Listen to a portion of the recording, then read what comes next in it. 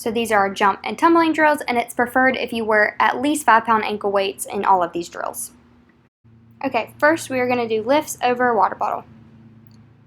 So you're going to take your bottle, put it about right where your shoulder would, stick out.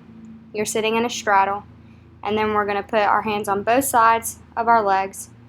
And then we're just lifting. We're going very slow and controlled. It's not a fling over. We're going very slow and controlled. And if anything, you're trying to get way more above the water bottle. And we're really working those hip flexors. Next, we're going to be doing lifts from a knee. So you get into a high V position with your leg out, and we kick. You're trying to get as high as you can, but if you need to do little kicks, as long as they're controlled, that's fine. So little kicks. Our idea is that we're rotating our hips back, trying to get as high as possible, but you don't want to fall to the side or lean to pull your leg up. You're wanting to stay center. Next, we're doing lifts from a standing position. So same idea as from the knee. We don't want to lean over. We want to kick as high as possible, rotating our hip back. So we're trying to rotate, getting our shoelaces pointed back. Make sure that that bottom knee does not bend. So if you do not need to kick it that high, if you need to do a little bit lower so that your knee doesn't bend or you don't lean over, that's better. So we are doing lifts to the front from a standing position for pike or hurdle. So we're going to have our arms out, parallel, and we're slowly kicking, very controlled. Again, we're trying not to bend our bottom leg, and we're trying not to sling it up. If anything, we can do it a little lower if we need to, and as always, making sure that we point our toe and lock our bottom leg, so we're not crunching over. Slow and controlled.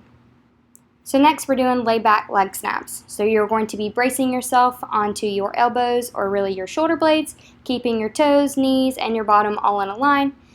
So we snap down, and then we snap back at the top. So this should be on count, 5, 6, 7, 8. 5, 6, 7, 8. And we're making sure that our toes don't go too far over our head. That's not what the point is. We want to snap back at the very top. That is my puppy. So next are what I call swing stop. So keep in mind when we do our jumps, we are clapping in front of our face and going out parallel, and then we will swing and break at the very bottom to hit our toe touch. We come back to the middle in a parallel position, swing again to hit our pike, back to the middle parallel, and swing to hit our hurdle. So we clap, we go parallel, we swing, and then we stop. From that position, we swing and stop. From that position, we swing, and then we are done. So making sure we're not dropping, we're going parallel the entire time, each time we pause. So this is all about arm placement. So hit, stop, swing, stop. Next, we're working on our standing tuck with some rollbacks. So the main idea of a tuck is to get our shins over our head, not really in a tuck ball position, but getting our shins over the top of our head. So this is what the drill is.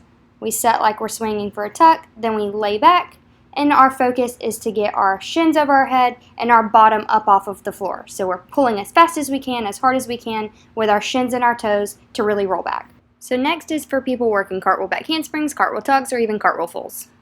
So we're going to jump out, and then we're going to lift our back leg, and this is best done with as heavy of an ankle weight as you can possibly lift. So we're going to jump out and do leg lifts. The whole idea of this is that for a cartwheel, whatever, to be standing tumbling, you can't run or jump into it, so we have to jump out and then reach for the ground. So again, this is a different drill where we just reach for the ground. And in this variation, we're trying to kick really hard. Next, we're going to work on our rhythm for a swing for our jump to whatever tumbling it may be.